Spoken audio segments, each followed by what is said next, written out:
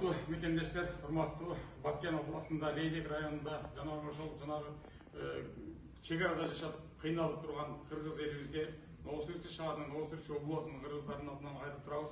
Сиздер менен биз биргебиз. Эч качан сиздер үңкүрөбүңүздөр. Кыргыз кайда болсун силердин аркаңыздарда биз силер менен биргебиз. Бисмиллахиррахманиррахим. Улуу урматтуу Баткен жана Лейлекте жашаган жердештерибиз, Алла Таала сиздерден разы болсун. Улуу Рамазан айында туткан орозоңуздар, кылган дуаларыңызды Алла Таала кабыл кылган болсун. Намаз бир жамааты алхамдулилlah бүгүн ушунча чогулушуп, дайыма сиздер менен бирге, дайыма сиздер менен бирге болот.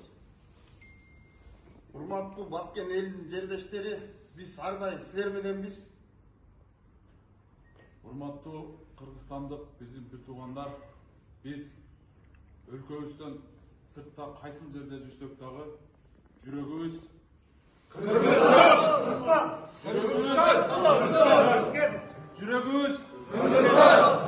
биз ар дайым